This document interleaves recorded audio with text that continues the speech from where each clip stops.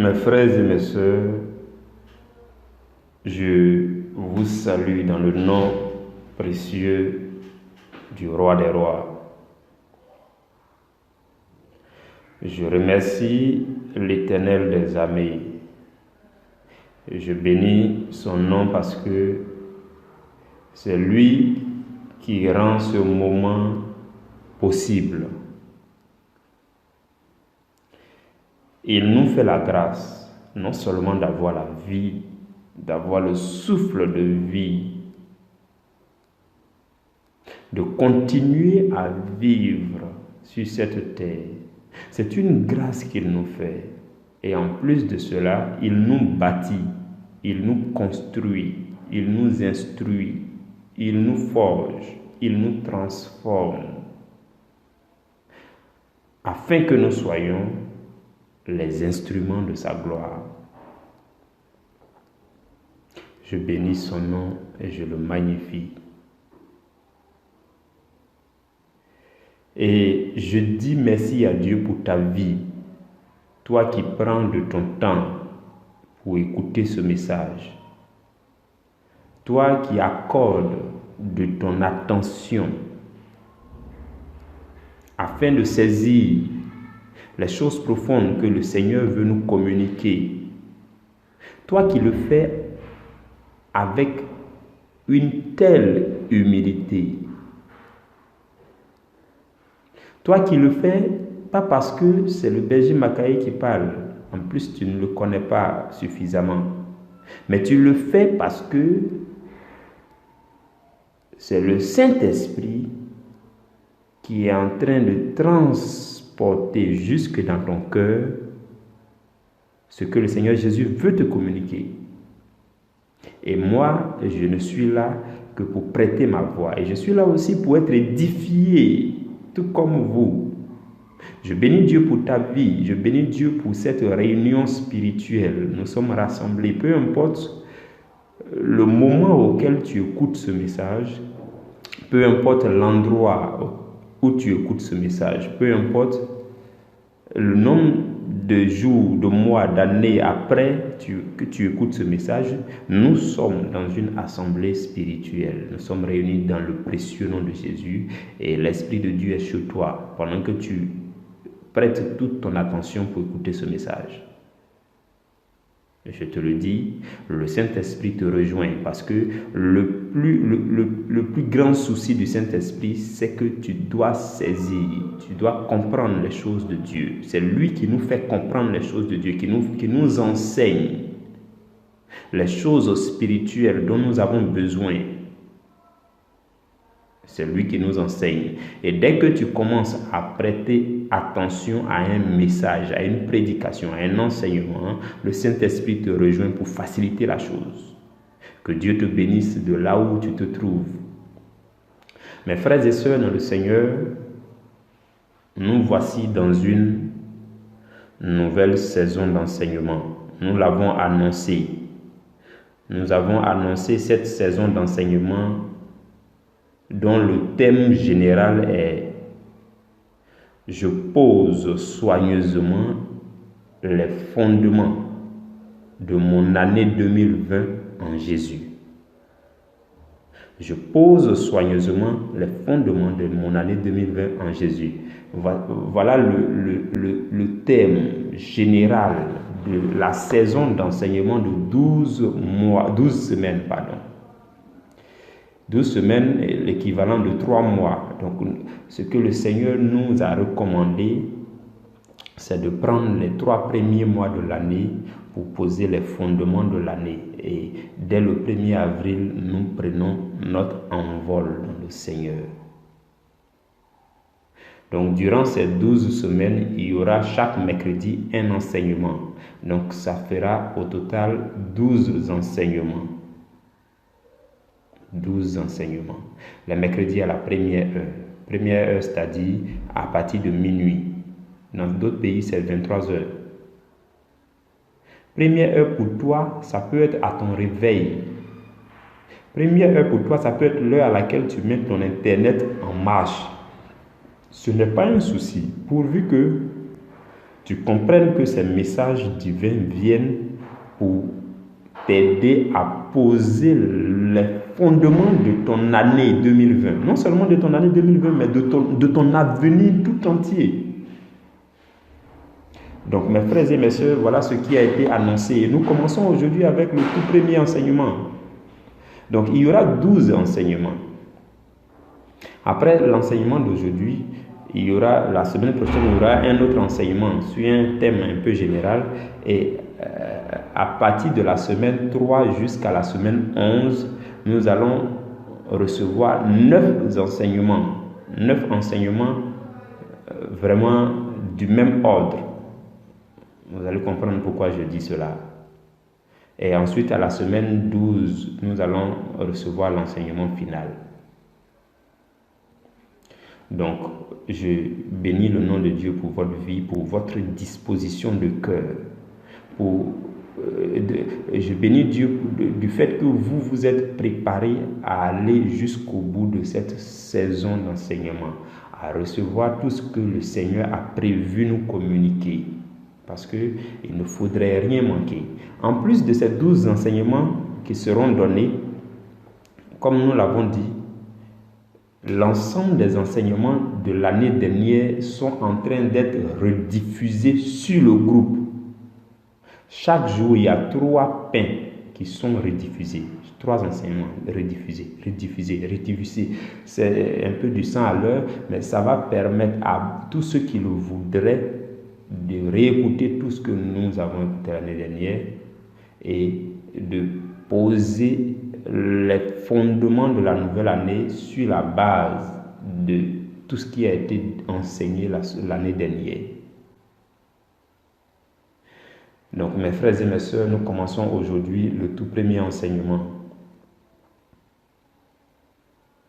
Le thème de ce jour, c'est « Pourquoi dois-je bâtir les fondements de ma nouvelle année ?» Puisque nous disons que le sujet général des 12 semaines d'enseignement, c'est le fait de poser soigneusement les fondements de l'année 2020 en Jésus-Christ. Donc, la toute première question qui nous vient à l'esprit, c'est pourquoi? Pourquoi? Pourquoi est-ce que je suis obligé de poser les fondements? Pourquoi est-ce que je suis interpellé? Voilà, pas obligé, mais pourquoi est-ce qu'on m'interpelle pour me dire, pour me recommander, pour me conseiller de poser mes fondements? Pourquoi? Pourquoi? Ça, c'est la première question. Et c'est ce qui fait ressortir le thème de ce jour. Le thème de ce jour qui est « Pourquoi dois-je bâtir les fondements de ma nouvelle année ?» Pourquoi? Et nous allons nous appuyer sur un texte biblique.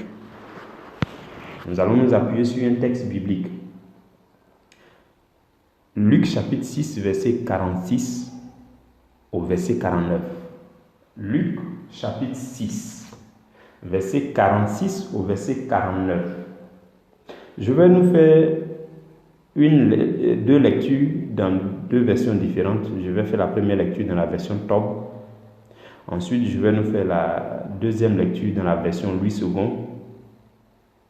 Et enfin, je vais nous faire une 3e lecture commentée.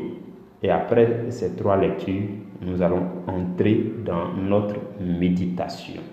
J'en appelle, mes frères et mes sœurs, à votre attention totale. Il arrive que tu sois dans les conditions où tu écoutes l'enseignement en faisant quelque chose d'autre. Dans ce cas précis, ton attention est partagée. Vous voyez? Et si ton attention est partagée, peut-être que tu vas recevoir aussi la moitié de ce qui est en train d'être communiqué, la moitié des révélations, ou bien le tiers, en fonction de l'attention que tu accordes à cet enseignement. Et si tu accordes pleinement ton attention, c'est-à-dire si tu l'écoutes dans un environnement suffisamment calme, si tu l'écoutes dans un moment où toute ton attention est focalisée, Tu ouvres entièrement ton cœur afin d'écouter, de recevoir ce qui est dit. Si tu le fais, tu recevras aussi pleinement tout ce que le Seigneur veut qu'on reçoive. Et alors, le Saint-Esprit va t'interpeller s'il y a lieu que tu réécoutes pour que tu sois encore de plus en plus rempli. Vous voyez. Donc, j'en appelle à votre aimable attention, à votre humble attention. Que Dieu vous bénisse abondamment. Donc, je nous fais la première lecture. Aujourd'hui, nous allons aller au-delà de 30 minutes, peut-être même au-delà d'une heure, parce que c'est un enseignement consistant. Donc, il peut arriver, puisque WhatsApp n'accepte pas plus de 16 mégas, il peut arriver que j'envoie en plusieurs parties, partie 1, partie 2, partie 3, je ne sais pas. Donc, il faudrait suivre sur le groupe pour que vous puissiez les écouter les unes après les autres. Chaque partie, les unes après les autres.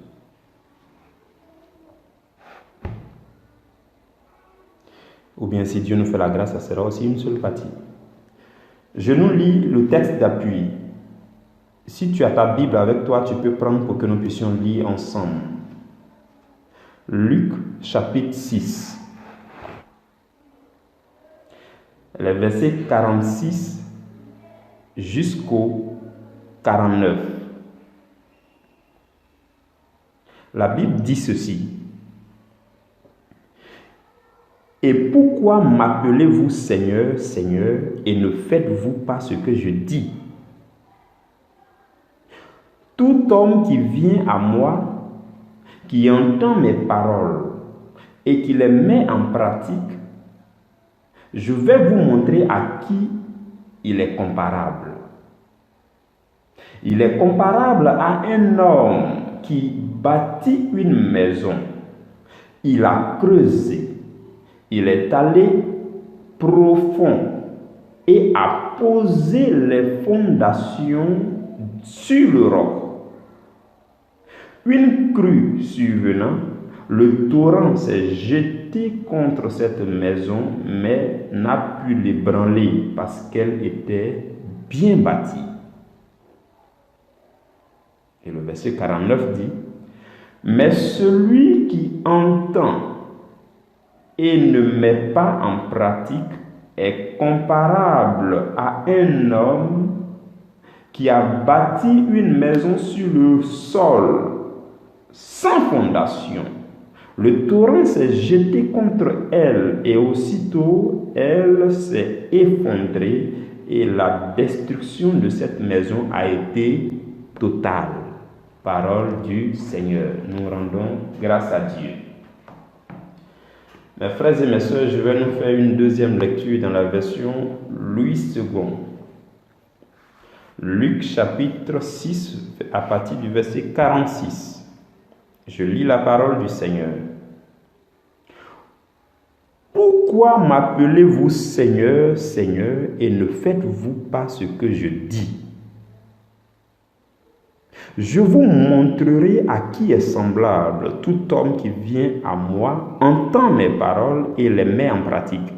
Il est semblable à un homme qui, bâtissant une maison, a creusé profondément et a posé le fondement sur le roc. Une inondation est venue. Et le torrent s'est jeté contre cette maison sans pouvoir l'ébranler parce qu'elle était bien bâtie. Mais celui qui entend et ne met pas en pratique est semblable à un homme qui a bâti une maison sur la terre sans fondement. Le torrent s'est jeté contre elle. Aussitôt, elle est tombée et la ruine de cette maison a été grande. Parole du Seigneur. Nous rendons grâce à Dieu. Mes frères et mes sœurs, je vais demander à chacun de baisser la tête avec moi pour que nous puissions recommander la méditation à la grâce du Seigneur. Éternel des armées, nous te bénissons, nous te magnifions pour cette parole que tu nous as donnée pour méditation. Seigneur, par ta grâce, tu nous donnes la force de nous connecter à cet enseignement, de nous connecter à toi. Et en le faisant, nous observons ta parole qui dit, si vous m'aimez, gardez mes commandements. Pour garder tes commandements, il faut que nous puissions nous connecter à tes commandements et c'est ce que nous sommes en train de faire. Roi de gloire, tes commandements ne sont pas faciles à assimiler. Voilà pourquoi tu as dit dans ta parole que personne ne peut connaître les choses de Dieu si ce n'est par l'Esprit de Dieu. Et nous avons maintenant besoin de ton esprit pour nous expliquer ta parole, pour nous enseigner ta parole, pour faire descendre jusque dans le fond de notre cœur les profondeurs de ta parole. Saint-Esprit, nous avons besoin de toi. Enseigne-nous la parole de Dieu vivant, parce que personne ne peut comprendre la parole si ce n'est pas l'Esprit de Dieu. Enseigne-nous, Saint-Esprit. La Bible dit encore dans 1 Corinthiens chapitre 2 au verset 9 que ce que l'œil n'a point vu, ce que l'oreille n'a point entendu, ce qui n'est jamais monté au cœur des hommes, c'est ce que Dieu a réservé à ceux qui l'aiment et il le leur a révélé par son esprit. Les choses profondes que l'œil n'a point vues, les choses profondes que l'oreille n'a point entendues, c'est par l'esprit que tu nous les révèles. Voilà pourquoi nous nous soumettons à la présence de ton esprit pour que tu nous enseignes ta parole. Fais-le, nous te le supplions par le nom de Jésus. Amen.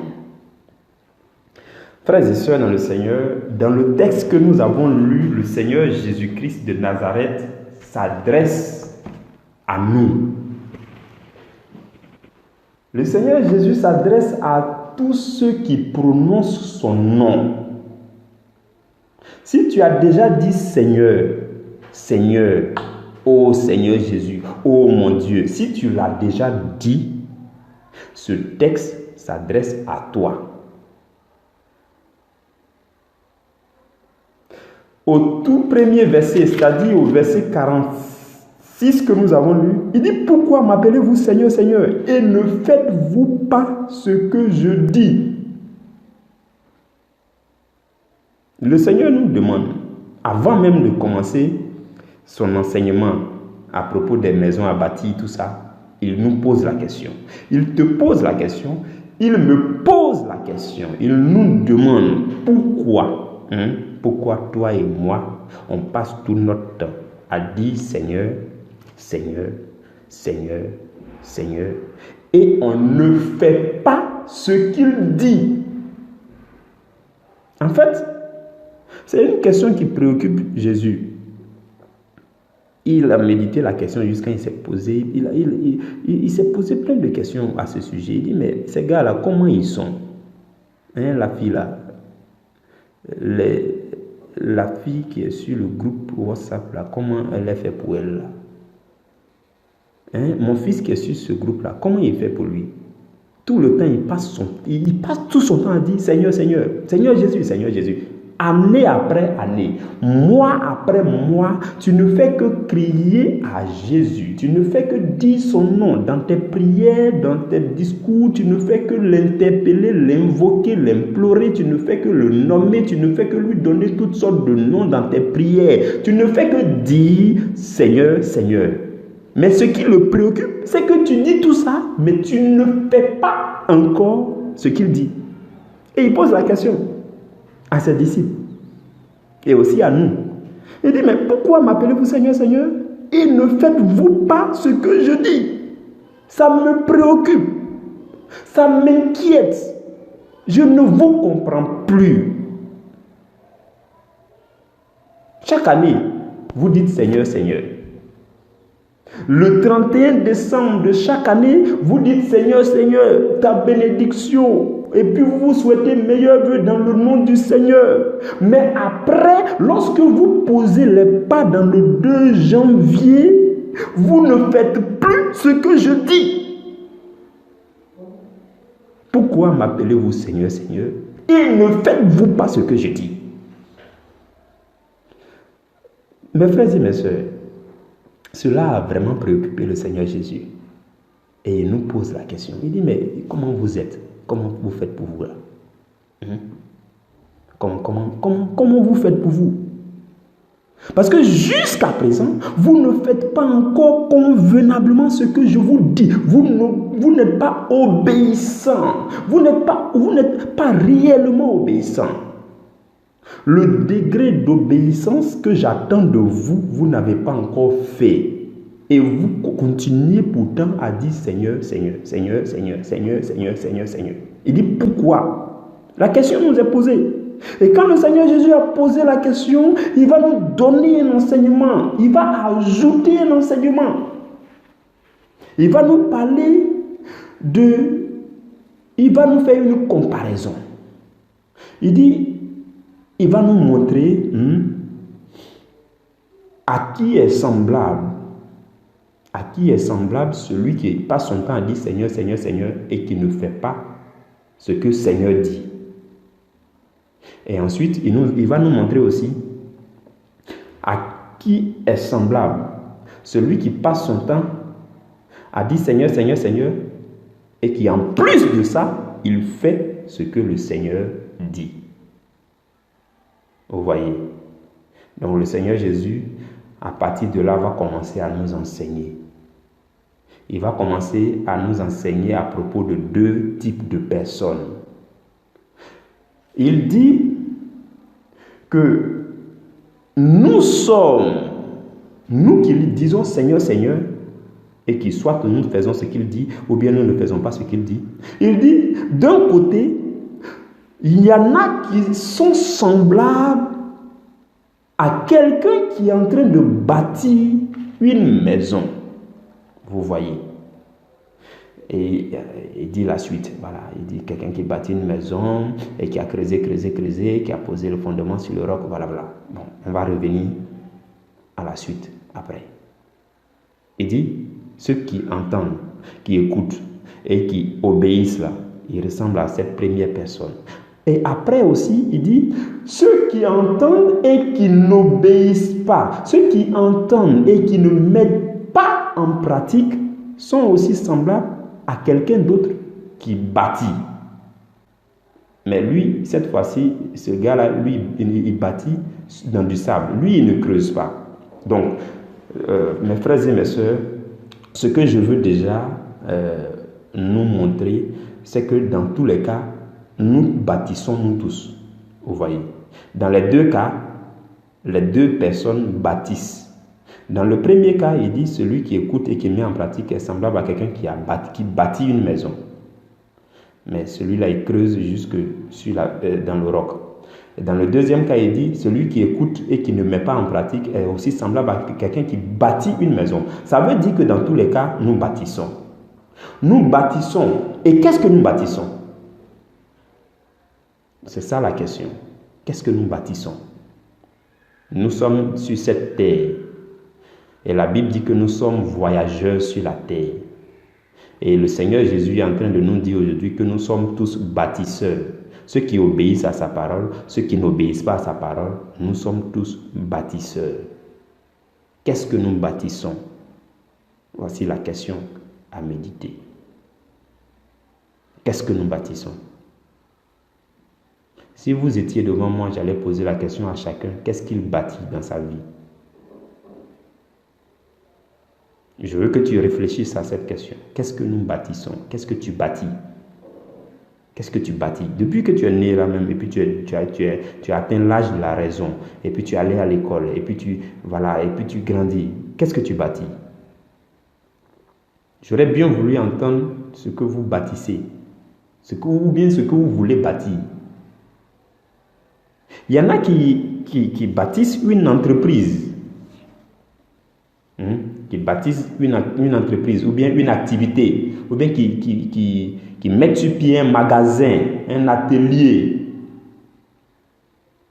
et ils commencent à bâtir quelque chose. Il y en a qui bâtissent leur emploi.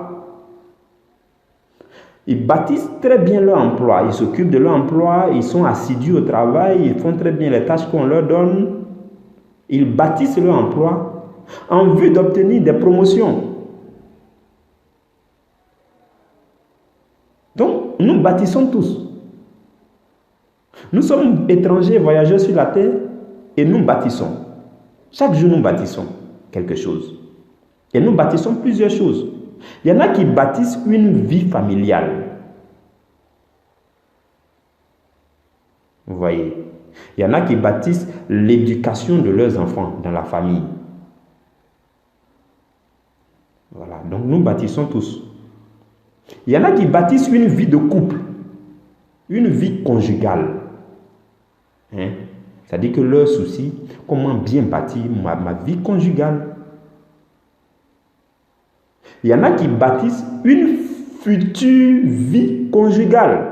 Parce que la vie conjugale peut commencer à se bâtir avant même que tu croises l'âme sœur.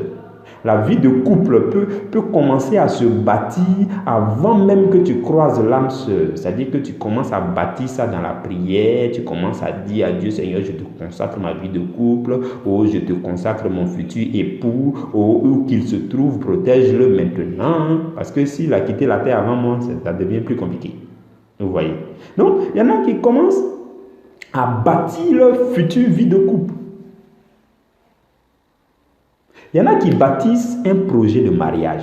Vous voyez? Donc, j'ai croisé mon âme sœur, on commence à faire le projet de mariage. Donc, ils commencent à bâtir quelque chose. Donc, nous bâtissons tous beaucoup de choses. Vous voyez? Le Seigneur Jésus nous a appelés aujourd'hui bâtisseurs. Et nous sommes en train de méditer et réfléchir ensemble ce que chacun bâtit. En réalité, il y a beaucoup de choses que nous bâtissons. Il y a d'autres qui bâtissent des relations professionnelles, des relations d'affaires. Vous voyez, des partenariats, des fournisseurs qui doivent lui fournir sa marchandise. Donc, il bâtit une relation, une bonne relation avec les fournisseurs. Il bâtit aussi une relation avec les clients. Donc, nous bâtissons tous quelque chose, vous voyez. C'est intéressant de réfléchir à travers ce que chacun bâtit. Il y en a qui bâtissent une maison. Je dis n'importe quoi, mais en tout cas, nous bâtissons. Chacun bâtit quelque chose. Chacun bâtit quelque chose. Je veux que tu réfléchisses à ce que tu bâtis. Depuis que tu es né, que tu es en train de vivre. Que tu es en train de vivre. Je crois qu'il y a un peintre qui a parlé de ça, qui dit il ne suffit pas d'être en vie simplement, mais il faut vivre. Il faut mener des actions qui doivent démontrer que toi tu es né pour vivre. Tu dois rendre compte à ton Créateur. Donc, depuis que tu vis là, qu'est-ce que tu bâtis? Bon, de façon vague, on peut dire que tu bâtis une vie. Et tu bâtis cette vie-là, minute après minute, heure après heure, semaine après semaine, tu bâtis ta vie. Mois après mois, tu bâtis ta vie. Année après année, tu bâtis ta vie. Et quand une nouvelle année arrive, tout le monde te souhaite les meilleurs vœux pour t'encourager à continuer à bâtir ta vie. Donc, au bout du compte, c'est ta vie que tu bâtis. Mais en fait, ce que je veux te dire, c'est qu'en réalité, chacun de nous bâtit un avenir dans la vie éternelle. Chacun bâtit un avenir dans la vie éternelle. Parce que tu vas bâtir ta vie sur la terre, si je t'ai trop donné, c'est 90 ans, 100 ans, 120 ans. Donc quand tu vas finir de bâtir les 120 ans, après, qu'est-ce que ça va devenir? Mais ce qui est curieux, c'est que ce que tu bâtis durant tes 120 ans là, ça a de l'impact sur ta vie après la mort. Donc, au bout du compte, ce n'est pas la vie de 120 ans là que tu es en train de bâtir, que tu es en train de construire, mais c'est la vie dans l'éternité que tu es en train de préparer. Tu es en train de préparer, tu es en train de bâtir un avenir dans l'éternité. Vous voyez? Donc, je veux que vous compreniez ça. La chose capitale que chacun de nous est en train de bâtir, c'est un avenir dans l'éternité. Mais lorsqu'on parle d'éternité aussi, il y a deux cas. Il y a l'éternité en enfer et puis il y a l'éternité au paradis. Donc faites attention quand vous dites l'éternité, non, moi je serai éternel. Tu peux être éternel dans le feu de l'enfer. Parce que là-bas aussi, la Bible dit qu'ils ne mourront pas. Ils ne meurent, ça dit que, enfin, quand on dit ne meurt pas, ça dit qu'il souffre éternellement. Il ne va pas s'éteindre, mais il est là, il voit sa souffrance dans le feu éternellement. Donc, il y a l'éternité dans le feu et il y a l'éternité dans le paradis de Jésus-Christ. Donc, tout ce que tu bâtis sur la terre ici, peu importe ce que tu bâtis, que ce soit maison, entreprise, activité, emploi, tout ce que tu bâtis jour après jour, en réalité, tu es en train de bâtir ton éternité. Tu es en train de bâtir ton éternité. Ton éternité soit au paradis, soit en enfer. Mais pour nous qui avons accepté Jésus comme Seigneur et Sauveur, je disais que pour nous qui avons accepté le Seigneur Jésus, qui est devenu notre Seigneur et notre Sauveur, ce que nous bâtissons et que nous sommes censés bâtir, c'est notre avenir dans l'éternité, dans le paradis céleste. Donc, vous voyez, on a cité tout ce que nous bâtissons. Le Seigneur Jésus nous a appelés bâtisseurs. Il dit il y a deux types de bâtisseurs. Ceux qui entendent sa parole et ceux qui disent Seigneur, Seigneur et autres là, et qui entendent sa parole, il y en a qui font ce qu'il dit. Il y en a qui ne font pas ce qu'il dit. Que tu sois parmi ceux qui font ce qu'il dit, que tu sois parmi ceux qui ne font pas ce qu'il dit, tu bâtis. Tu bâtis. Et nous avons cité beaucoup d'exemples de ce que nous pouvons bâtir sur cette terre. Et chacun a le souci de bien bâtir. Je veux que tu me suives bien. C'est un enseignement méthodique. Nous sommes en train de suivre une ligne. Il faut que tu suives pour que tu comprennes la cohérence de tout ce qui est en train d'être dit. Tout ce que nous bâtissons, jour après jour, année après année, nous les bâtissons, nous les bâtissons, nous les bâtissons. Nous nous épuisons parfois à bâtir. Nous sommes pressés parce que le souci de bien bâtir est chez chacun. Chacun a le désir de bien bâtir. Et donc nous sommes pressés. Nous sommes pressés, nous nous précipitons des fois. Nous voulons bien bâtir.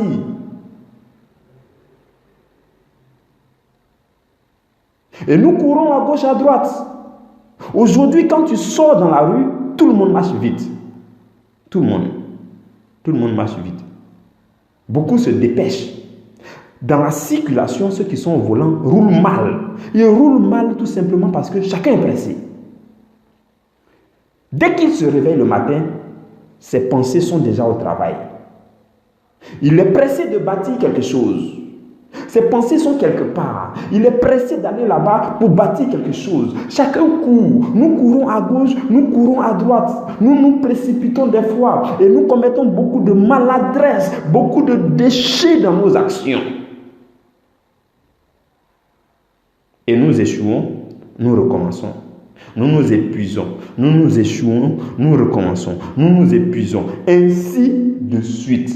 Je ne sais pas si vous avez fait cette remarque. Dans les pays développés, les gens n'ont même plus le temps de se dire bonjour. Ah non. Tu vois, non, tu ne peux pas croiser quelqu'un dans la rue et puis il va te dire bonjour. Bonjour, là, ça lui prend du temps. Tout le monde est pressé. Mes frères et mes sœurs, ce que je veux nous dire aujourd'hui, toi qui m'écoutes assez calmement, ce que je veux nous dire, c'est que il y a une belle astuce. Il y a une belle astuce pour bien bâtir. Il y a une belle astuce pour bien bâtir. Vous voyez,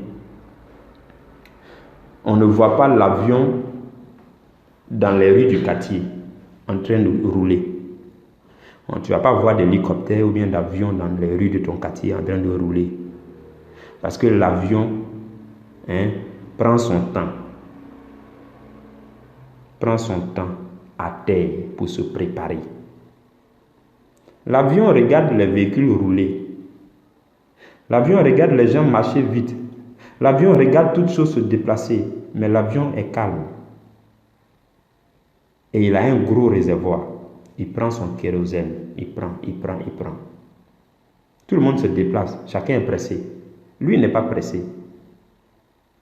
Mais quand lui, il est chargé et il est chargé de forcer, qu'il a décidé de se déplacer, il s'envole.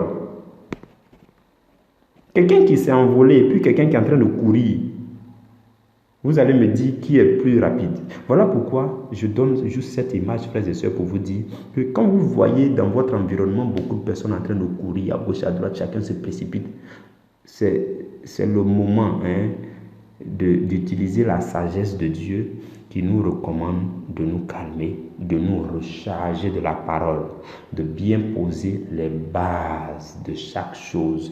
Et alors, au moment venu, quand nous allons décider de nous déplacer, en fait, on ne se déplacera pas, mais on s'envolera. Et quand tu t'envoles, tu dépasses toujours tous ceux qui ont commencé à courir avant toi.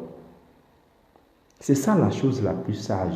Donc, dans chaque domaine de ta vie, tu dois prendre un peu de recul. Tu dois marquer un stop et méditer sur chaque aspect de ta vie. Poser les fondements de chaque chose que tu es amené à bâtir sur cette terre. Une fois que les fondements sont bien posés, il n'y a rien à faire. Quand tu vas commencer, tu vas dépasser tous ceux qui sont en train de construire dans du sable à côté de toi là. C'est ça la sagesse de Dieu. Donc, il y a nécessité de bien bâtir. Et nous devons bien bâtir parce que nous devons faire les choses de façon sage. Et nous devons faire les choses de façon sage parce que dans cette vie que nous menons, remarquez que dans le texte que nous avons lu, le Seigneur Jésus a parlé du torrent et de l'inondation. Il dit, celui qui écoute sa parole et qui la met en pratique est semblable à quelqu'un qui bâtit et qui a creusé. Il a posé les fondements sur du roc. Il dit, l'inondation est venue. Le torrent s'est jeté contre cette maison et cette maison n'a pas été ébranlée. En fait, dans la vie que nous sommes en train de mener, il y a des torrents et il y a des inondations. La parole dit que l'ennemi, notre adversaire, le diable, il rôde comme un lion rugissant, cherchant qui il dévorera. Donc, l'ennemi, à un moment ou à un autre, envoie des torrents de tentation, des torrents d'attaque, des inondations de tentation, des inondations d'attaque contre tout ce que tu bâtis.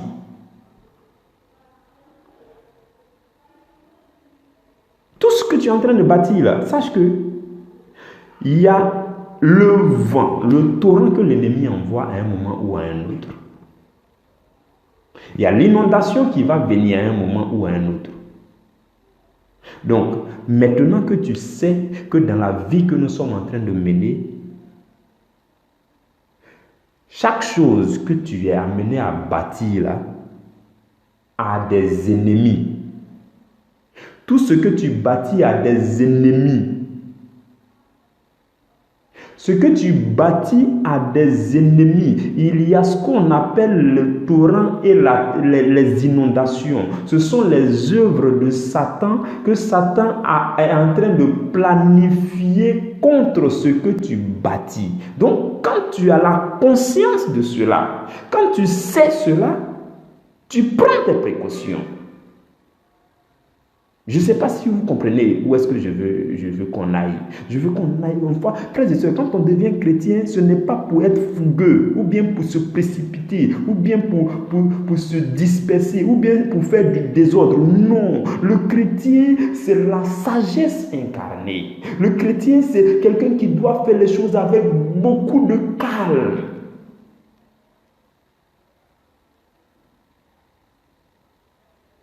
Vous comprenez, frères et sœurs? Je ne sais pas, vous m'excuserez peut-être, mais ce sont mes manières de faire les choses.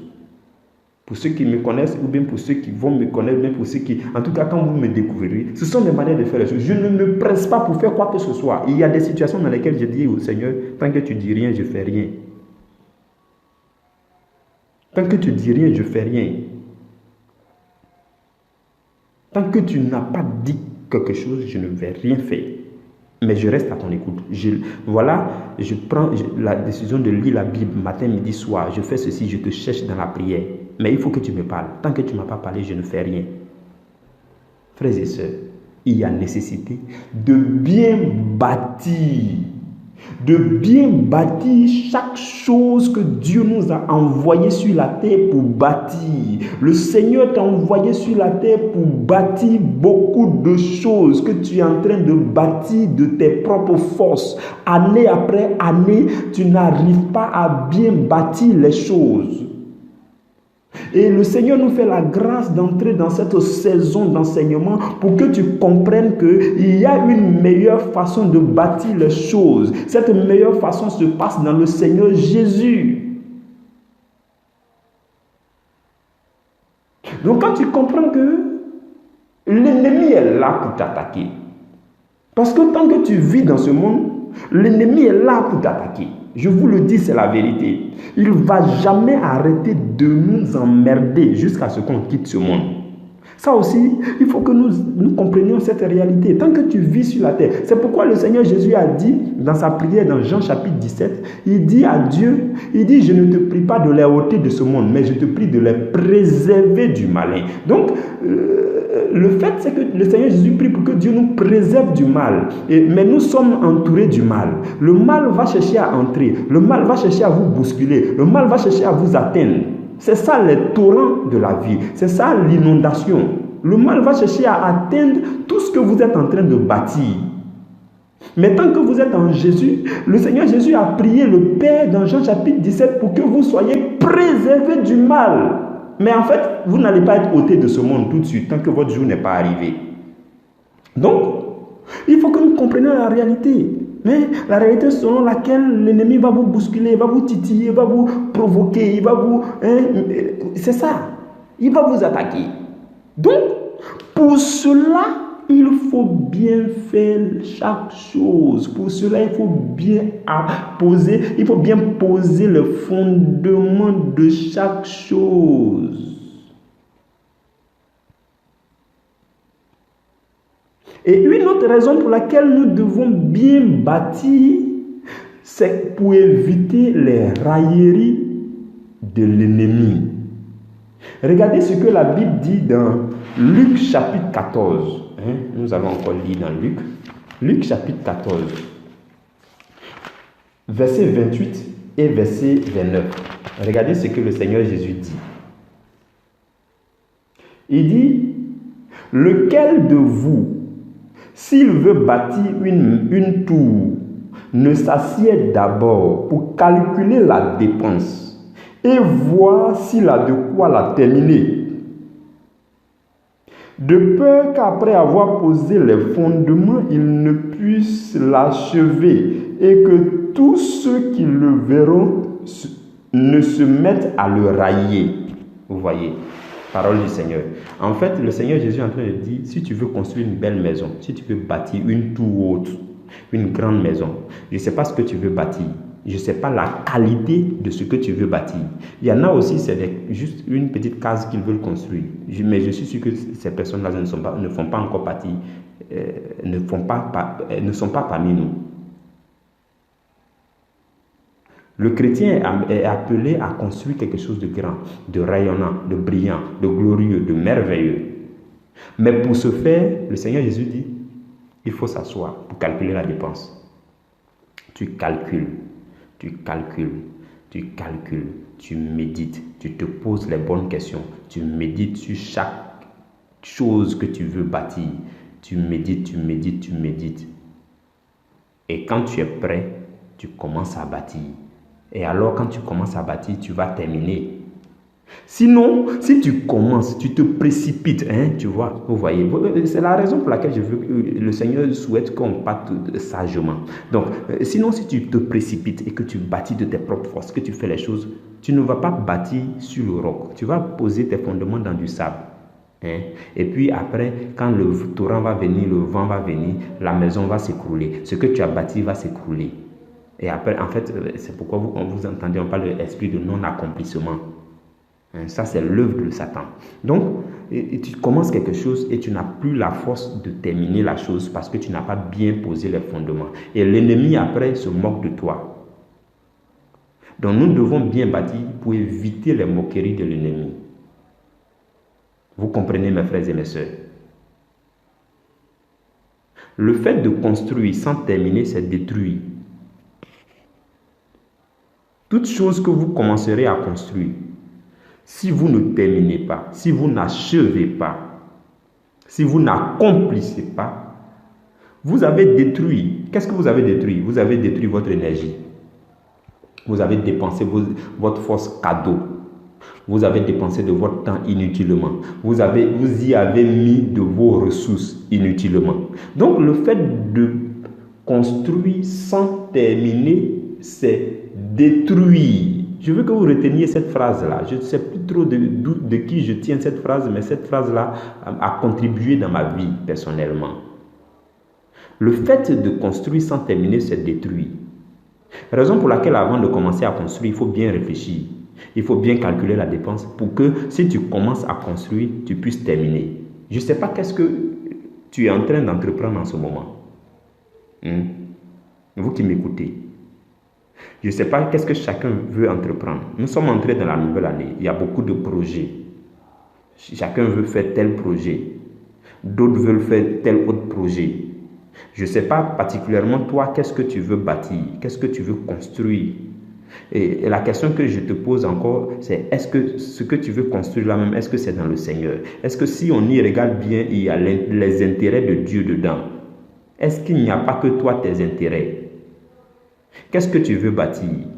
Est-ce que ce que tu veux bâtir là, ça entre dans le plan de Dieu? Est-ce que Dieu a son intérêt là-dedans? Qu'est-ce que Dieu gagne dans ce que tu veux bâtir? Je ne sais pas si c'est un magasin que tu veux ouvrir. Je ne sais pas si c'est un emploi, une promotion que tu veux avoir. Je ne sais pas si c'est une entreprise que tu veux mettre sur pied. Je ne sais pas s'il s'agit de l'éducation de tes enfants. Je ne sais pas si c'est ta vie de couple ou bien ta vie conjugale que tu veux construire. Je ne sais pas si c'est un projet de mariage. Je ne sais pas c'est quoi. Je ne sais pas si c'est une maison. Je ne sais pas si c'est un véhicule que tu veux acheter. Je ne sais pas. Mais est-ce que Dieu a son intérêt là-dedans? Mais est-ce que tu as posé les fondements? Est-ce que tu as posé les fondements? Parce que quand tu vas commencer, que tu n'as pas terminé, Satan va se moquer de toi. Quand tu vas commencer, que tu ne vas pas terminer, tu as détruit. Commencer sans terminer, c'est détruire. Construire sans terminer, c'est détruire. Mes frères et mes sœurs, voilà toute la raison pour laquelle vous et moi, nous devons nous asseoir dans le Seigneur. Voilà toute la raison pour laquelle, pour chaque domaine de votre vie, vous devez prendre du temps dans le Seigneur. Vous devez creuser pour poser vos fondements dans le Seigneur. Et alors, je vous garantis que ça va marcher. Je vous garantis que ça va marcher. Je vous garantis. Ce que je vous dis, c'est des choses que le Seigneur m'a enseignées et c'est des choses que j'ai vécues. C'est-à-dire que, vous voyez, il y a des choses, quand tu vis, le Seigneur profite pour te donner un enseignement. C'est des choses que j'ai vécues, que j'ai expérimentées. Et par la suite, le Seigneur m'a enseigné. Et ce sont ces enseignements qui sont abondamment dans mon cœur que le Seigneur me pousse maintenant à vous enseigner. Je vous rendrai le témoignage total. Mais quand j'étais en Côte d'Ivoire, durant 7 années, 1, 2, 3, 4, 7, durant 7 années, j'ai entrepris 7 projets différents. Mais je n'ai pas posé les fondements dans le Seigneur. Et tous ces 7 projets sont tombés à l'eau. Je vous rendrai le témoignage de façon détaillée un jour. Mais il y a un projet où j'ai creusé pour poser les fondations dans le Seigneur. Ce que le projet est en train de rapporter en si peu de temps dépasse largement ce que les 7 projets pouvaient m'apporter en son temps, avec beaucoup d'ennuis. Donc, ce dont je vous parle, c'est ce que j'ai expérimenté. Si le Seigneur, aujourd'hui, le Seigneur me conduit à enseigner à son peuple la nécessité de poser les fondements de chaque chose, c'est parce que j'ai vécu. C'est parce que je l'ai expérimenté. Et les leçons que j'en ai tirées, c'est ce que je suis en train de vous enseigner par le Seigneur. Il y a nécessité de bien bâtir, mes frères et mes sœurs. Je vous le dis. Parmi nous, il y a peut-être des gens qui sont encore à l'école, qui n'ont même pas encore commencé à travailler. Il y a d'autres qui n'ont pas encore perçu leur premier salaire, qui pensent que quand ils vont percevoir 800 000 francs CFA comme salaire, c'est suffisant. Je vous dis, même 1 million n'est pas suffisant. Il y en a qui vont penser que quand ils vont commencer à travailler, leur salaire là, ils vont vivre de ça peinard. Je vous dis, ce n'est pas suffisant. Il y en a qui ont commencé à investir des choses, mais qui n'ont même pas prié un instant, qui n'ont même pas pris un seul jour de jeûne pour consacrer l'activité au Seigneur. C'est grave. C'est pourquoi il faut se remettre en cause. C'est pourquoi il faut faire un pas en arrière. C'est pourquoi il faut retourner dans la présence du Seigneur pour dire à Dieu, j'ai fait telle chose, sans ton accord. Je n'ai pas creusé pour poser les fondements de telle chose sur le roc qui est toi, le Seigneur Jésus. Et je suis en train de bâtir dans la précipitation. Je reviens en arrière dans ta présence pour te supplier, pour te demander pardon, ô roi de gloire. Viens et ajuste les choses. Corrige mes maladresses. Mais je veux désormais aller avec toi. Je veux poser les fondements en toi et avancer avec toi. Parce que je veux avoir une année rayonnante. Une année qui donne gloire à Dieu. Je veux avoir une vie qui donne gloire à Dieu. C'est cela, mes frères et mes sœurs. Je vous le dis, c'est la vérité. N'attendez pas. Si quelqu'un a vécu des choses, il a expérimenté des choses, et Dieu lui a donné des leçons de vie sur ces choses, et ce quelqu'un-là vous donne son expérience, son témoignage dans un enseignement, saisissez l'occasion et vous-même ajustez-vous en même temps. N'attendez pas de vivre les mauvaises expériences. Parce que la Bible dit que les erreurs des anciens, les désobéissances des anciens, les maladresses des anciens servent d'exemple pour les générations à venir. Et donc, si quelqu'un a vécu quelque chose, qu'il raconte son témoignage, c'est le moment de t'aligner, de t'ajuster, de poser tes fondements dans le Seigneur, de te calmer, de te ressaisir, de te corriger, de t'ajuster. Donc, nous devons bien bâtir, très bien bâtir. Et la question par laquelle nous allons terminer, c'est comment bien bâtir. Donc, nous avons commencé par dire que le Seigneur Jésus s'adresse à nous tous. Parce que nous tous, nous l'appelons Seigneur, Seigneur. Je récapitule un peu avant d'avancer. Donc, le Seigneur Jésus s'adresse à nous tous, à vous et à moi. Ce n'était pas seulement à ses disciples, mais il s'adresse à vous et à moi. Il dit, vous qui m'appelez Seigneur, Seigneur, Seigneur. Vous passez tout votre temps à dire Seigneur, Seigneur, Seigneur. Chaque année, vous dites Seigneur, Seigneur, Seigneur. Chaque mois, vous dites Seigneur, Seigneur, Seigneur. En début d'année, vous dites Seigneur, Seigneur, Seigneur. On vous souhaite meilleur vœu, tant. Et puis après, vous ne faites pas ce que je dis. Il dit, pourquoi ne faites-vous pas ce que je dis, vous qui m'appelez Seigneur, Seigneur, Seigneur. Donc, il s'adresse à nous et il nous pose la question. Ensuite, il nous donne un enseignement. Et il dit que nous sommes tous des bâtisseurs. Soit que nous obéissons à sa parole, soit que nous n'obéissons pas à sa parole, nous sommes tous des bâtisseurs. Nous bâtissons quelque chose. Nous sommes comme des bâtisseurs. Quelqu'un qui bâtit sur du roc ou bien qui bâtit dans du sable.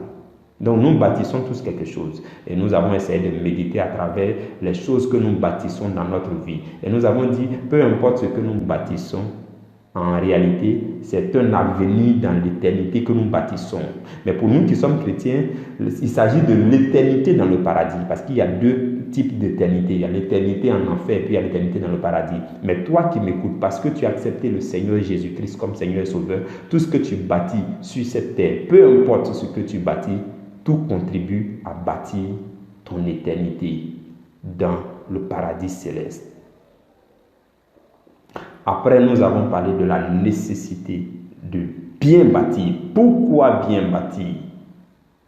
Qui est même le thème même de ce jour. Pourquoi dois-je bien bâtir les fondements de ma nouvelle année? Donc, la nécessité de bien bâtir. Nous devons bien bâtir parce qu'il y a les torrents et il y a l'inondation qui vont venir. Il y a les attaques de l'ennemi. Nous devons bien bâtir parce que l'ennemi s'apprête à se moquer de nous toutes les fois que nous allons échouer. Si vous échouez à un projet, l'ennemi se moque de vous. Encore devant dire, il se gâte de vous. Il se moque de vous. Et le Seigneur Jésus dit, si vous voulez construire une maison haute, une maison grande, belle, jolie, il faut vous asseoir d'abord, calculer la dépense. Il faut méditer sur chaque contrainte du projet. Et alors, quand vous commencez le projet, vous êtes sûr de terminer. Sinon, si vous ne terminez pas, des gens vont vous railler. Ils vont se moquer de vous. Et nous avons dit que le fait de construire sans terminer, c'est détruire. C'est détruire votre énergie, détruire de votre temps, détruire de vos ressources. Parce que ce que vous avez commencé, vous n'avez pas terminé parce que l'esprit de non-accomplissement de Satan est venu vous empêcher. Alors que si vous aviez bien posé les fondements, si vous étiez allé sur de bonnes bases, vous êtes sûr de terminer. Et ce que nous allons voir maintenant pour terminer notre enseignement, c'est comment bien bâtir. Parce qu'il est beau de parler de bâtir. Oh, la nécessité de bien bâtir. Oh, il faut que je bâtisse bien. Oh, voici ce que je bâtis. Mais comment parvenir à bien bâtir? Comment parvenir à bien bâtir? En fait, comment parvenir à bien bâtir, c'est ce que nous allons traiter en 9 semaines. Vous allez voir pourquoi je dis ça. Mais nous faisons l'introduction aujourd'hui. Donc, comment bien bâtir? Mes frères et mes sœurs dans le Seigneur, le Seigneur Jésus dit dans le passage que nous avons lu, il dit que celui qui entend la parole et qui met en pratique est semblable à celui qui bâtit et qui creuse, qui pose les fondations sur du roc. Le Seigneur Jésus nous a donné la réponse. Comment bien bâtir? Il faut mettre en pratique ce que Jésus dit. Ça, c'est une chose. Et une autre chose, c'est que pour mettre en pratique, pour mieux mettre en pratique ce que Jésus dit, il faut creuser dans la parole, dans la méditation pour découvrir les révélations de la parole, les révélations dans ce que Jésus dit. Trop souvent, lorsque nous écoutons un enseignement, nous lisons un livre ou bien nous lisons même la Bible, lorsque nous le faisons de façon trop intellectuelle, lorsque nous le faisons de façon trop intellectuelle, seulement intellectuelle,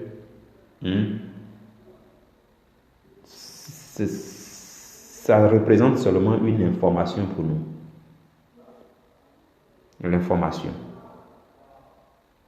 Tant que la parole de Dieu n'est pas tombée dans votre cœur, tant que le mystère caché derrière la parole écrite, tant que la parole vivante, qu'on appelle encore la révélation, n'est pas tombée dans votre cœur, tant que ça reste au niveau de votre intelligence, c'est simplement une information pour vous.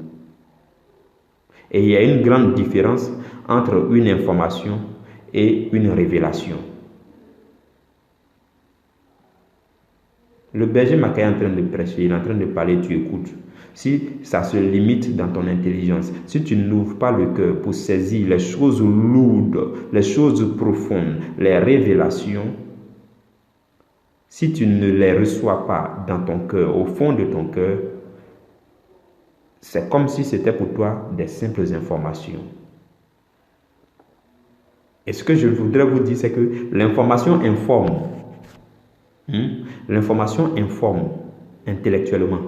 Ça reste dans ton intellect, dans ton intelligence. L'information informe simplement. Mais c'est la révélation qui transforme. C'est la révélation cachée derrière l'information qui va te transformer. Ce n'est pas l'information qui va te transformer. Mais derrière l'information, il y a quelque chose qu'on appelle le mystère caché. Il y a quelque chose qu'on appelle la révélation. Il y a quelque chose qui est plus puissant, qui est plus étrange, qui est plus lourd, qui est plus vivant, qu'on appelle la révélation. C'est ça qui doit te transformer. L'information informe, mais c'est la révélation qui va te transformer. Donc, quand la Bible dit celui qui entend et qui met en pratique, non seulement si tu entends, il ne faut pas te limiter à entendre, mais il faut écouter, il faut prêter attention. Et il y a aussi une différence fondamentale entre entendre et puis écouter. Je pense que j'avais déjà parlé de ça, je ne sais plus dans quelle méditation. Il y a une différence fondamentale entre entendre et puis écouter. Entendre là, tant que ton oreille est fonctionnelle, tu entends. Vous voyez. Les gens parlent, tant que ton oreille est fonctionnelle, tes oreilles sont fonctionnelles, tu entends. Tu entends. Tu n'as pas besoin de fournir d'efforts pour entendre. Ça rentre directement dans ton oreille parce que ton oreille est fonctionnelle, tu entends. Parce que ce qu'on appelle l'ouïe là, ça fait son travail. Donc tu entends.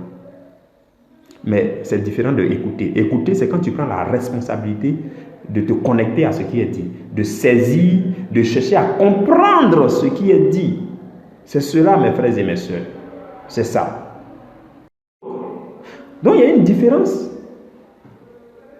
Il y a une différence entre entendre et puis écouter. Il ne suffit pas d'entendre, mais il s'agit d'écouter. Maintenant, quand tu écoutes, tu es informé. Quand tu écoutes avec l'intelligence, c'est-à-dire que tes raisonnements, c'est-à-dire quand Berger Mackay parle là, c'est les fautes d'orthographe là qui t'intéressent. Non, pourquoi ça n'a pas fait accord là ici? Les grammaires, l'orthographe, le vocabulaire, c'est ça qui t'intéresse. Ou bien quand Berger Mackay parle, comme tu le connais là, tu dis mais c'est le gars là, mais le gars là, mais il est simple. Mais le gars là, quand il parle, on dirait un vieux, mais quand on le voit, il est simple et puis il est bizarre comme ça. Oh mais non, ça c'est un gars banal. Oh non, non, non. Ou bien, c'est le gars qui est comme ci, qui est comme ça. Ou bien c'est le gars. Donc, si tu écoutes la parole avec ce genre de commentaires dans tes pensées, tout ce qui est dit va rester dans ta pensée, dans ton intellect. Ça ne va pas tomber dans ton cœur. Tu ne vas pas saisir les révélations. Tant que tu n'écoutes pas, simplement, avec un cœur ouvert, humble. Vous voyez. C'est-à-dire que, peu importe celui qui parle, mais c'est ce que le Saint-Esprit veut me dire que j'écoute. Vous voyez. Donc, c'est à partir de cet instant que la révélation tombe dans ton cœur Et ça, c'est quand tu écoutes, quand tu prends la responsabilité de donner ton attention afin de saisir les choses cachées derrière ce qui est dit, les choses cachées derrière l'information. Quand tu cherches à capter cela, alors ça tombe dans ton cœur. Et ça tombe dans ton cœur avec force et puissance.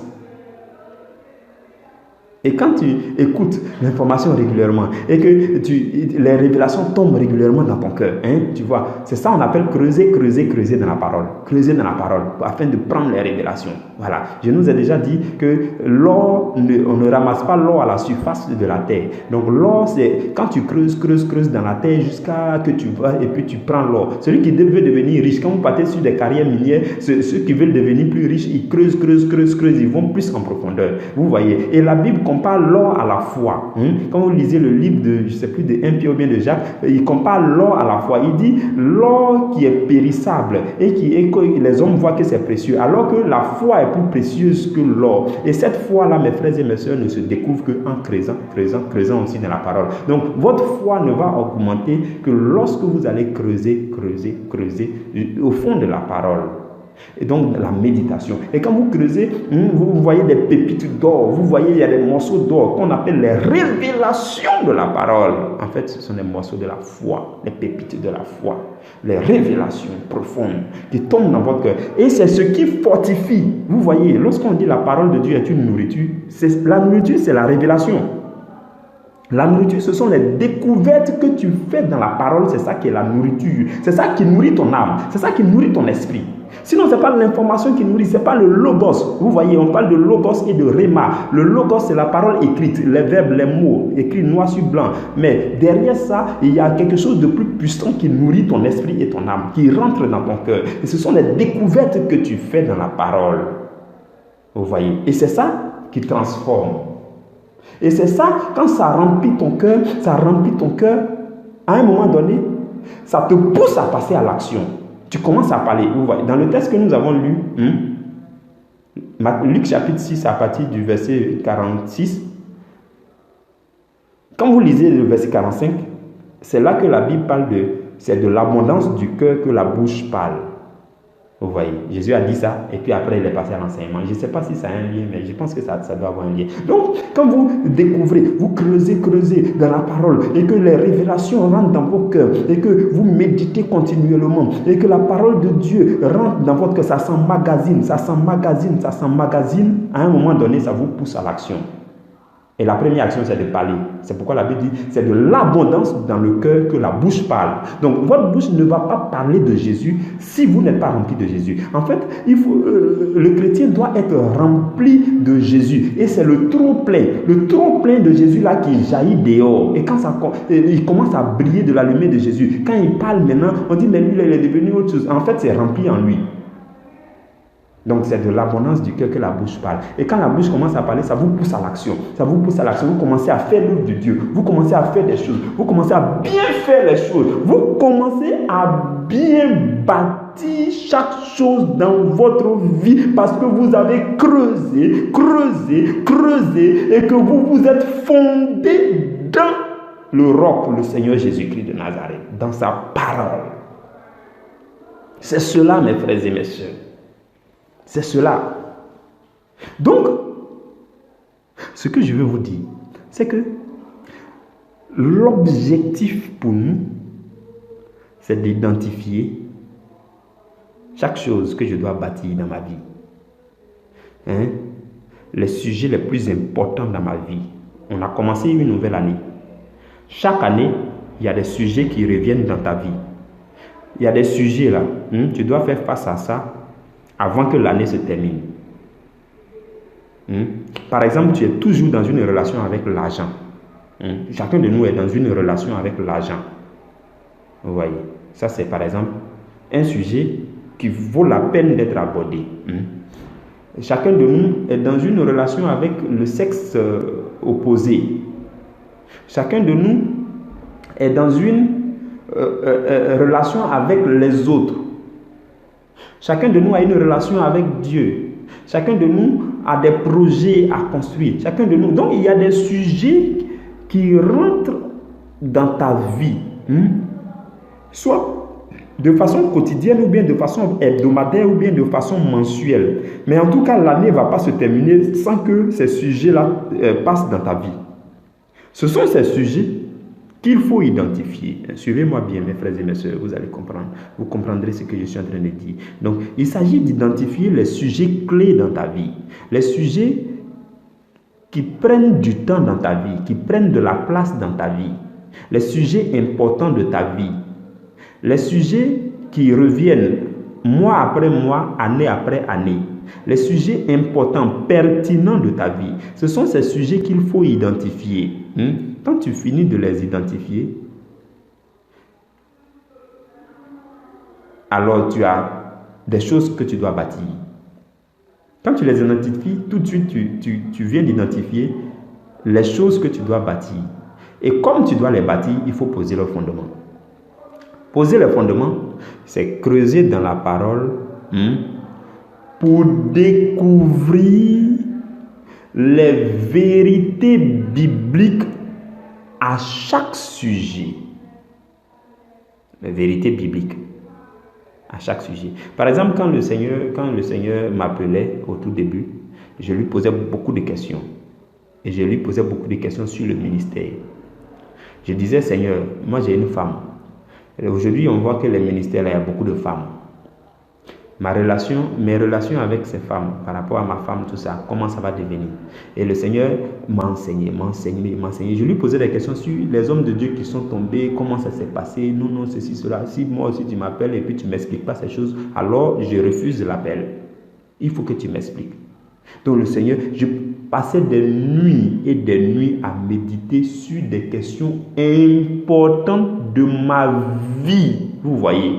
Donc, si vous voyez qu'il y a une question importante dans votre vie qui peut avoir de l'impact sur votre vie, il faut prendre du temps pour poser les fondements de ce sujet. Et alors, quand vous avancez sereinement. C'est ce que l'apôtre Paul a fait et qu'il a poussé à dire dans Romains chapitre 8 vers la fin. Il dit, qui peut nous séparer de l'amour de Dieu? En fait, il avait mené cette réflexion. Il a identifié autour de lui, qui peut me séparer de l'amour de Dieu? Il dit, est-ce que ça sera la mort? Est-ce que ça sera la vie? Est-ce que ça sera les anges? Est-ce que ça sera les démons? Est-ce que ça sera le présent? Est-ce que ça sera le futur? Est-ce que ça sera temps? Est-ce que ça sera la nudité? Est-ce que ça sera la fin? Il dit, rien de tout ça ne peut me séparer de l'amour de Dieu manifesté en Christ. Mais en fait, il a réussi à dire rien ne peut me séparer parce qu'il a médité. Parce qu'il a découvert les vérités, les fondements, les exigences au sujet de chaque question. Donc, il est préparé. Il est assis. Il est fondé. Il peut déclarer que rien ne peut le séparer de Jésus. Donc aujourd'hui, quand vous prenez un sujet dans votre vie, quelque chose que vous voulez bâtir dans votre vie, il arrive que vous n'avez pas grand-chose à dire. Vous n'en savez pas grand-chose. Vous ne savez pas ce que la Bible dit là-dessus. Vous ne connaissez pas les vérités, les principes spirituels qui régissent ce sujet-là. Vous ne les connaissez pas. Par exemple, l'argent. Il y a des principes spirituels qui régissent votre relation avec l'argent. Pour ne pas que l'argent ait de l'influence sur votre vie spirituelle. Est-ce que vous le saviez? Il y a des principes bibliques, des principes spirituels, les principes, les vérités fondamentales qu'il faut connaître, qu'il faut méditer, qu'il faut assimiler. Et alors, dans votre future relation avec l'argent, vous êtes serein. Parce que je vous dis, l'argent, c'est l'objet de Mammon. Mammon l'utilise facilement. Satan l'utilise facilement pour nous assujettir, pour nous faire descendre, pour nous faire chuter. Donc, par exemple, c'est une question qui vaut la peine de comprendre dans ses fondements. C'est une question pour laquelle il faut saisir, assimiler les vérités de base. Vous voyez? Donc, c'est en creusant dans la parole et en découvrant les exigences, les vérités bibliques sur chaque chose que nous voulons bâtir, c'est alors que nous pouvons bien bâtir. Je ne sais pas si vous me suivez. Je ne sais vraiment pas si vous me suivez, mais je sais que par le Saint-Esprit, vous êtes connectés. Donc, c'est cela, mes frères et mes sœurs. Donc, découvrir les vérités au sujet de chaque chose à bâtir. Découvrir les vérités fondamentales, les principes spirituels au sujet de chaque chose que nous devons bâtir. Par exemple, votre relation avec vous-même, c'est un sujet important. C'est-à-dire que je vous dis, moi, il y a des réflexions bêtes que je fais. Mais ce n'est pas bête, mais c'est très intelligent, très important. Après, je m'en rends compte. Ta relation avec toi-même, souvent, ça ne marche pas. Tu n'as même pas encore maîtrisé ta relation avec toi-même. Parce que tu n'as pas encore découvert les principes spirituels, les vérités bibliques, au sujet de la relation de ton esprit avec ton corps et ton âme. C'est-à-dire ta relation avec toi-même. Il faut que tu découvres des choses pour que tu comprennes comment ton corps réagit, comment ton âme réagit, comment ta chair réagit, comment ton esprit devrait réagir. De sorte que quand les désirs charnels s'expriment, tu sais comment les canaliser. Tu sais comment les calmer parce que tu as découvert les vérités fondamentales, les vérités de base, parce que tu as posé les fondements sur ce sujet. Vous voyez? Donc c'est important. C'est important d'identifier les questions, les sujets de notre vie, des choses que nous voulons bien bâtir. Par exemple, moi, je suis soucieux de bâtir une bonne relation avec moi-même. Moi et moi-même, je veux bâtir une très bonne relation. Je veux réussir à me maîtriser, à me connaître, à connaître mes réactions. Je veux réussir à reconnaître lorsque la chair parle, lorsque les désirs charnels veulent s'exprimer, je veux réussir à identifier, je veux réussir à leur dire non. Taisez-vous, je vous reconnais. Non. Et alors, je veux réussir aussi à identifier la voix de Dieu qui monte à l'intérieur de moi. Je veux réussir à identifier la voix de Satan qui veut me parler. Ainsi de suite. Donc, il y a ces choses-là qu'il faut maîtriser. Vous voyez. Par exemple,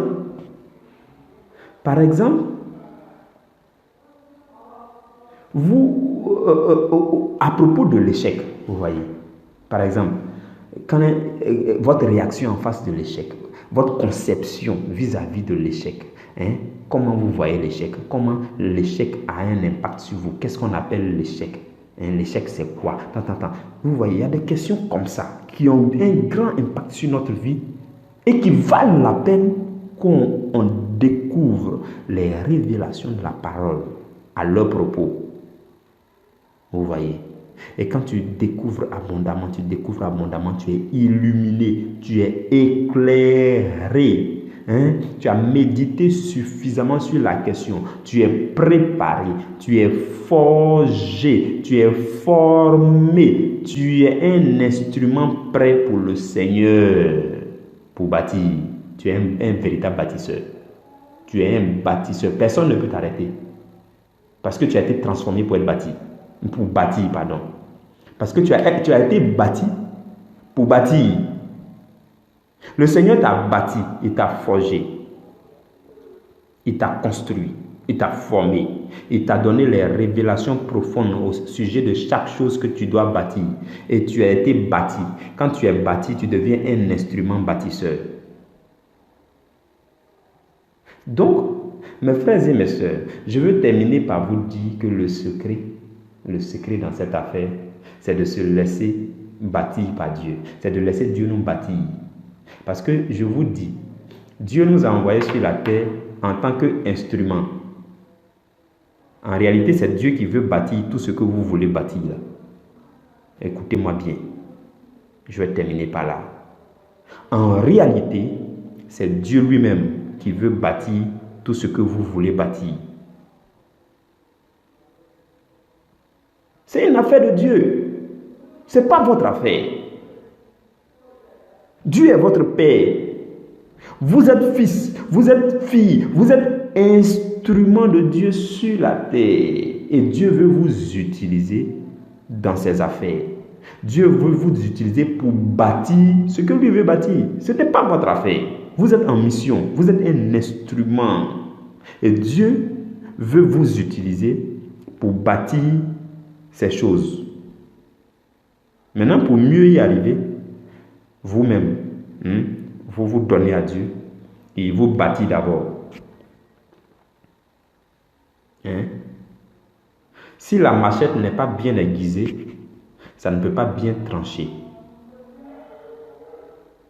Si un instrument n'est pas bien préparé, si un instrument n'a pas été fait de façon adéquate, si un instrument n'a pas été bien réglé, ajusté, cet instrument ne pourra pas bâtir sa mission. Cet instrument ne pourra pas accomplir son rôle. Voilà pourquoi l'instrument que tu es, l'instrument que je suis, nous devons nous abandonner à Dieu pour qu'il nous bâtisse. Et quand Dieu nous bâtit, nous devenons des instruments bâtisseurs. Quand Dieu nous forge, quand Dieu nous transforme, quand Dieu nous forme, quand Dieu nous aiguise, quand Dieu nous éclaire, nous devenons des instruments que Dieu utilise pour bâtir lui-même. Et alors, vous menez votre vie à l'aise. Parce que vous savez que c'est Dieu qui agit à travers vous. Vous n'êtes qu'un instrument. Mais pour y arriver, mes frères et mes sœurs, il faut que nous puissions nous abandonner à Dieu pour qu'il nous bâtisse. Il faut que nous puissions nous plonger en Dieu. Il faut que nous puissions rentrer dans Jésus. Vous voyez, le texte que nous avons lu dit que Jésus est le roc et que nous posons nos fondements dans Jésus. Donc, ici on creuse dans la parole, nous-mêmes on se met sur le roc. On se met en Jésus. Et à Jésus de faire le reste. C'est ça le secret de la vie. Je vous le dis. Peu importe où vous allez partir, un homme de Dieu inspiré sur le même sujet, il va vous dire la même chose. Il va vous dire la même chose. C'est ça. La vie chrétienne est une vie qui doit se mener de façon sage. Parce que dès que vous devenez chrétien, vous êtes dans le viseur de Satan. Vous faites partie des cibles de Satan. Un chrétien est dangereux, Satan le sait. C'est pourquoi il ne le lâche pas. Mais, il faut alors que vous puissiez vous abandonner entièrement dans les mains de votre Père, de celui qui vous a appelé, qui vous a confié une mission sur la terre, qui vous a appelé dans sa vigne. C'est à lui de vous travailler, de vous forger, de vous bâtir, de vous construire. C'est à lui de préparer son instrument que vous êtes. Et alors, après, il utilise son instrument tranquillement. Il l'utilise. Et c'est là que vous allez faire des vagues dans cette vie. Je vous le dis. C'est alors que vous allez voir que votre année, c'est-à-dire que vous allez voir que les 9 autres mois, dès le 1er avril, vous allez voir que vous avez une autre façon d'aborder chaque sujet. Parce que vous avez posé les bases de chaque sujet. Donc, vous avez une autre façon de voir les choses dans la vie. Même quand un échec, une mauvaise nouvelle survient, vous avez une autre réaction, vous avez une autre manière d'agir. C'est-à-dire que vous devenez spirituel, surnaturel, bizarre, mais un peu intéressant façon là. Je ne sais pas si vous comprenez. Il est bizarre, mais il est intéressant. Il est bizarre, mais il est aimable. Il est bizarre, mais sa façon de faire là, c'est trop intéressant, En fait, c'est cela. Et vous vivez à l'aise. Vous vivez à l'aise. Je vous le dis, c'est la vérité. Donc, cette vie-là, il ne s'agit pas de la mener dans le désordre. Il ne s'agit pas de la mener dans le désordre. Non et non. Si vous êtes chrétien, vous n'avez pas le droit de vous précipiter à quoi que ce soit. Parce que Dieu est plus soucieux de ce que vous voulez bâtir là. Je vais vous dire, Dieu est plus soucieux du salut des âmes que vous. Dieu est plus soucieux. Il est le plus soucieux. Ce que vous voulez bâtir, et puis vous êtes soucieux de bien bâtir, là, Dieu est le plus soucieux. Donc, allez-y vers Dieu et puis dites, nous partageons le même souci. Mais apparemment, je me rends compte que tu es le plus soucieux. Donc, comme tu es le plus soucieux, occupe-toi de moi. transforme-moi comme instrument, et puis alors je vais aller bien faire la chose. Alors quand tu vas m'envoyer, je vais réussir la chose. Donc c'est ce qu'on appelle aussi prendre du recul pour mieux avancer. C'est ce qu'on appelle aussi se hâter lentement. Quand on est chrétien, peu importe votre zèle, vous pouvez être zélé et puis faire des choses avec zèle et sagesse. Quand vous faites les choses avec zèle et sagesse, on appelle ça la diligence. Ça veut dire que là où il faut faire les choses rapidement, avec pression, vous faites. Là où il faut se calmer, vous vous calmez. C'est ça au fait. Vous savez à quel moment aller vite, à quel moment ralentir, à quel moment s'arrêter un peu, à quel moment aller à une grande vitesse, à quel moment marquer une pause, à quel moment réfléchir, à quel moment se retirer dans le Seigneur, à quel moment prendre un moment de retraite, à quel moment prendre un moment de consécration. Vous voyez, c'est ça le chrétien. Je ne sais pas si vous suivez dans ce que moi je veux faire. Moi, en tout cas, ce que moi je veux réussir à faire dans cette vie-là, c'est d'enseigner ce que je suis en train de vous enseigner. C'est de transformer des gens qui vont comprendre comme je comprends, qui vont avancer. En fait, je ne sais pas. Je n'ai pas envie de dire une rébellion parce que ça, c'est Satan le rebelle. Mais il y a une armée. J'ai ce désir ardent là de mettre sur pied une armée pour l'Éternel. Je ne sais pas. Quand j'étais à Abidjan, cette phrase-là me revenait toujours quand je prêchais. Ça revenait dans mes prédications. Il dit, je veux monter une armée. Je veux faire partie des généraux du Seigneur, qui a à sa suite des généraux et qui sont une armée solide, des gens qui n'ont peur de rien, qui ont pris leur temps pour analyser chaque sujet de la vie. C'est quel sujet qui va vous faire peur maintenant? C'est quoi? C'est la mort? C'est l'échec? C'est quoi? Non, ça ne peut pas vous effrayer parce que vous avez pris de votre temps dans le Seigneur pour découvrir les principes spirituels, les vérités fondamentales sur chaque sujet, même la mort. Aujourd'hui, je vous dis, même la mort ne m'effraie pas parce que j'ai pris mon temps pour méditer sur la question de la mort. Et quand vous arrivez à ce stade, Satan a peur de vous parce que vous n'avez pas peur de quelqu'un. Personne ne vous fait peur. Aucun sujet ne vous effraie. L'échec ne vous effraie pas. Même quand on dit votre oncle est mort, vous dites, je commence par rendre gloire à Dieu parce que lui qui a donné la vie a repris. Oh, mais c'est douloureux qu'un être puisse partir. Oh, il était si proche de moi. Oh Seigneur, oh roi de gloire. Bon, pour ceux qui croient que si tu pries, la personne peut avoir la faveur du Seigneur, tu commences à prier. Mais tu ne paniques pas en fait. Mais tu ne fais pas des choses. En fait, tu reçois la chose, voilà, normalement. Mais ça ne te panique pas. Ça ne te bouscule pas, quoi. Ça ne te fait pas sortir de route. C'est-à-dire que tu ne fais pas de sortie de route. Tu es toujours sur la route, tu avances. Peu importe la nouvelle. Rien ne peut te bousculer. Rien ne peut t'ébranler. C'est ce que la Bible dit. La maison qui a été bâtie, dont les fondements ont été posés sur le roc, cette maison-là, le torrent va venir, les inondations vont venir, cette maison ne sera pas ébranlée parce qu'elle a été bien bâtie. C'est ce que nous dit notre texte d'appui. Mes frères et mes sœurs, c'est ça. Moi, j'ai cette idée-là, cette grande vision-là, de former à travers les nations des gens, une armée, des armées à travers les pays, des gens qui sont fous amoureux de Jésus, des gens qui ne parlent pas de ce qu'ils ne savent, qui ne parlent pas de ce qu'ils ne savent pas, mais qui parlent de ce qu'ils savent, de ce qu'ils ont expérimenté, qui ont un amour fou pour Jésus, des gens qui connaissent Jésus, qui connaissent sa parole, qui l'aiment, des gens qui avancent sagement, des gens qui font peur à Satan, des gens, vous ne pouvez pas comprendre ce qui bout dans mon cœur, ce qui veut sortir, ce que je désire ardemment que le Seigneur me fasse la grâce de réaliser sur cette terre.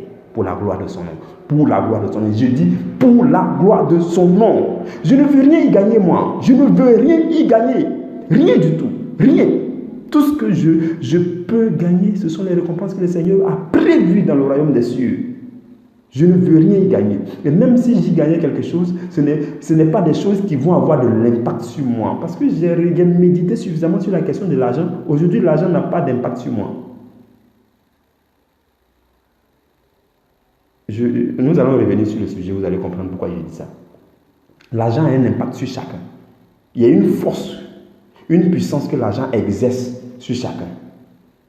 Souvent, quand tu vois les gens dans les rangs à la banque, ils sont stressés. Moi aussi, je n'ai pas eu. Oh, ceci. Ça, c'est le pouvoir de l'argent. On va revenir sur ces choses-là calmement. Nous avons 12 semaines pour méditer calmement sur des sujets importants de votre vie. Il y a 9 sujets importants que le Seigneur a identifiés, que nous allons parler de ça. Quand vous allez poser les fondements de chacun de ces 9 sujets, quand vous allez comprendre, saisir ce que la Bible dit à propos de ces 9 sujets, quand vous allez avoir abondamment dans votre cœur la révélation profonde de la parole à propos de ces 9 sujets, quand vous allez poser les fondements de ces 9 sujets dans le Seigneur Jésus-Christ, rien ne va vous faire peur. C'est fini. Vous allez bâtir vos maisons tranquillement. Tout ce que vous voulez, vous pouvez bâtir. L'argent n'aura plus d'influence sur vous. Le sexe opposé n'aura plus d'influence sur vous. Nous allons parler de tout ça. Nous allons prendre notre temps calmement. Vous-même, votre propre relation avec vous-même sera rétablie. Vous allez vous comprendre. Vous allez comprendre vos réactions, vos agissements. Vous allez pouvoir calmer vos envies. Vous allez comprendre vos envies, étudier vos envies. Pourquoi y a-t-elle envie? Pourquoi? Quelle envie qui est bonne? Qu'est-ce qu'il faut? Ainsi de suite. En fait, vous allez comprendre. Nous avons 12 semaines pour le faire. Je ne veux pas me presser. C'est pourquoi je veux m'arrêter là pour aujourd'hui. Je veux m'arrêter là pour aujourd'hui. Mes frères et mes sœurs, je rends grâce à Dieu. Je bénis l'Éternel.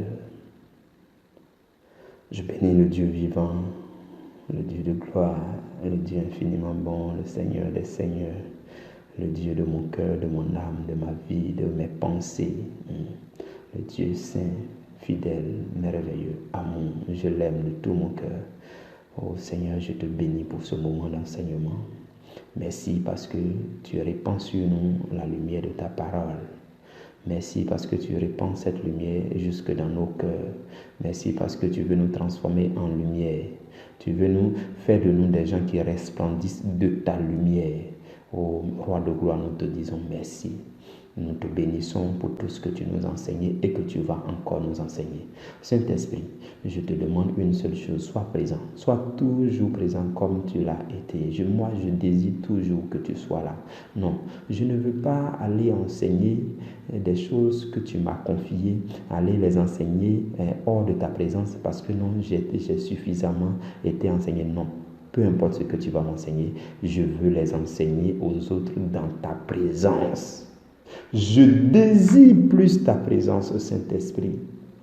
Sois là et parle à ton peuple. Non, ne me laisse pas parler de moi. Non, je ne veux pas me prêcher. Non, c'est le Seigneur Jésus qui doit être prêché, Saint-Esprit. Aide-moi, soutiens-moi. Oh, je n'ai pas de force. Je suis si faible. Je n'ai aucune capacité. Voilà pourquoi j'ai besoin de toi. Et ton peuple a besoin de toi. Tes enfants ont besoin de toi. Chacun a besoin que tu prennes chaque révélation de la parole et que tu la déposes dans son cœur avec puissance et que tu le transformes. Tu transformes son cœur, sa vie, que ses cellules, chaque chose soit transformée pour la gloire de Dieu et qu'il resplendisse de la lumière de Jésus autour de lui, qu'il dégage la bonne odeur, l'odeur agréable de Jésus-Christ dans sa vie, dans son service, dans sa famille,